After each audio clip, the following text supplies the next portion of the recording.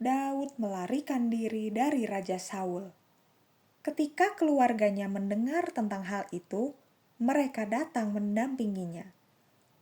Orang-orang lain yang sedang dalam kesulitan juga ikut bergabung.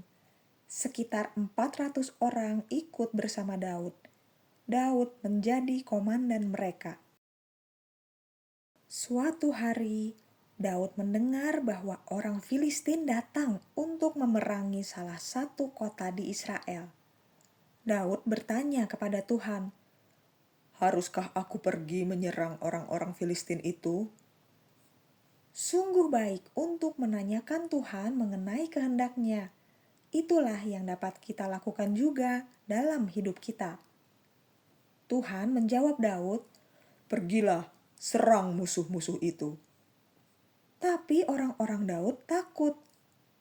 Sekali lagi Daud bertanya kepada Tuhan, dan Tuhan berkata, "Turunlah menyerang mereka, karena aku menyerahkan musuh-musuh itu ke dalam tanganmu." Kemudian Daud dan orang-orangnya pergi menyelamatkan penduduk kota itu. Seseorang memberitahu Saul di mana Daud berada.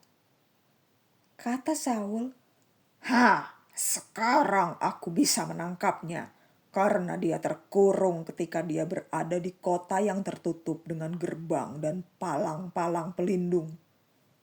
Saul memanggil tentaranya untuk pergi menemukan Daud.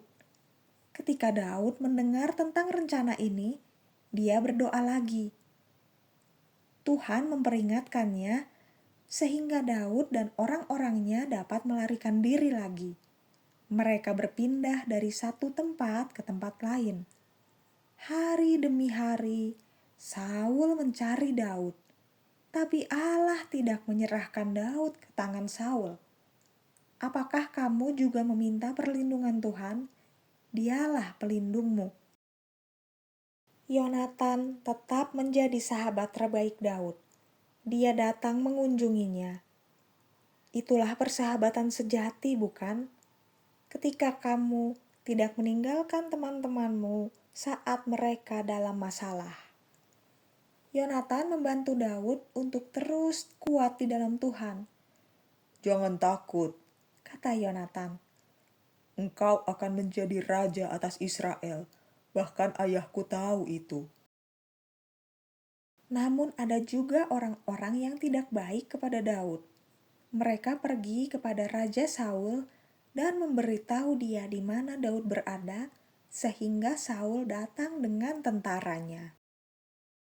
Suatu hari, Saul berada di satu sisi gunung, sedangkan Daud dan orang-orangnya berada di sisi yang lain. Mereka bergegas untuk menjauh dari Saul. Tapi sekali lagi Tuhan melindungi Daud. Lihatlah, ada seorang utusan datang kepada Saul dan berkata, "Cepatlah datang, orang Filistin telah menyerang negeri kita." Maka Saul harus kembali berperang melawan musuh-musuh Israel terlebih dahulu. Setelah pertempuran dengan orang Filistin, Saul kembali untuk menangkap Daud. Dia berada di suatu tempat di padang gurun. Saul melihat sebuah gua dan ingin buang air. Namun, dia tidak tahu bahwa ternyata Daud dan anak buahnya juga berada jauh di dalam gua itu. Anak buah Daud berbisik, "Hari ini Tuhan telah menyerahkan musuhmu ke dalam tanganmu." Dengan sangat pelan, selangkah demi selangkah, Daud berjalan ke arah Raja Saul. Ketika dia sampai di belakang Saul, dia memotong ujung jubahnya. Kemudian dia kembali kepada anak buahnya dan berkata, "Kita tidak boleh membunuh raja. Dia telah diurapi oleh Tuhan." Sesudah itu, Saul meninggalkan gua dan pergi. Kemudian Daud juga keluar dari gua itu dan berseru kepada Saul, "Tuanku raja!" Ketika Saul menoleh ke belakang, dia melihat Daud. Daud berkata, Mengapa engkau berpikir aku akan menyakitimu? Lihat apa yang ada di tanganku. Tadi aku begitu dekat sehingga aku bisa saja membunuhmu. Tapi aku tidak melakukannya. Lalu Saul bertanya. Apakah itu suaramu, Daud, anakku? Saul berteriak keras. Kau lebih benar daripada aku.